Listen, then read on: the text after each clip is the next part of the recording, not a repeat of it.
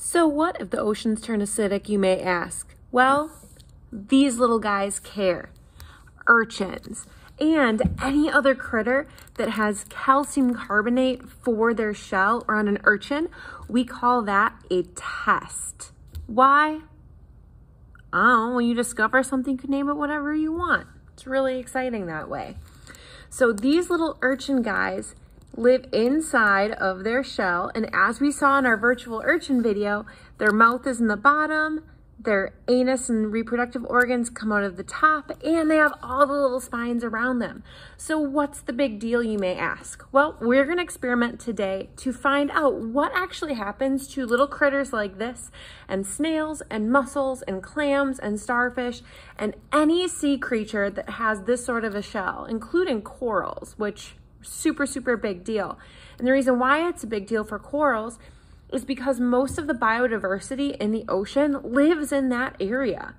We don't know. There could be the cure for cancer in there. And if we kill them off, then what's left, right?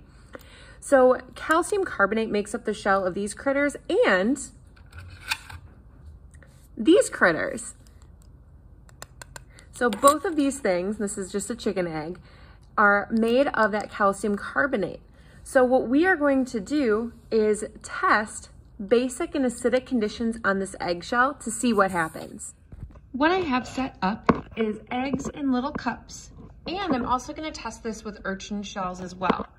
So I'm going to put one in a base, 2 eggs in acid, because we're going to do a couple experiments with these guys. And then over here I have 1 urchin I'm going to put into acid and 1 I'm going to put into base. Upon immediate dumping in of our basic and our acidic solution, so we have base and acid, we can already see a bit of a difference. If you look at the acidic solution, we can see around this urchin shell, it is majorly bubbling. And the basic solution, or the normal seawater, it's really not doing anything. If we pan over to the eggs, we see the same thing. So this is our egg in the base, and this is our egg in the acid. So what do you think is going to happen with these? Make your predictions.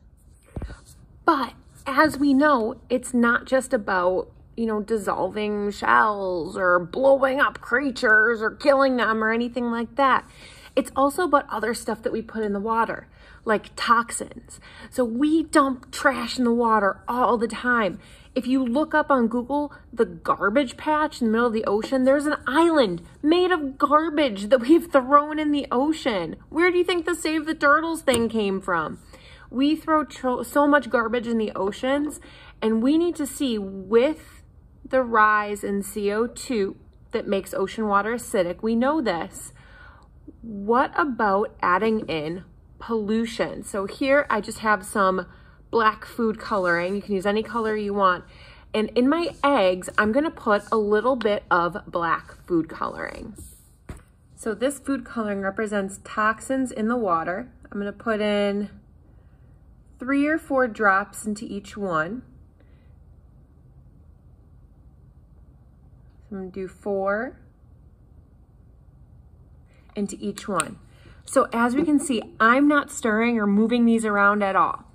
But what do you notice is happening with that black food coloring?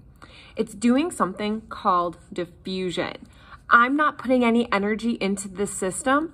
That food coloring is moving around all the molecules of water until it's going to be evenly dispersed within these cups. So we can physically see that dye moving all over the place, even though I'm not mixing it. You can see it's moving in all of them ever so slowly. In our basic solution, it's moving a little bit quicker. Okay, so we can see that it's moving. Even if I don't mix these cups, they will eventually become evenly mixed through the process of diffusion. So the dye wanted to go from the area of high concentration in the bottle to the low concentration of dye in there. When it's in the cup, it wants to be in equilibrium. Okay, so it wants to be in equilibrium. So those dye particles are going to evenly space themselves and fully dye these vessels. So we are going to come back tomorrow and see what the heck happened to these eggs.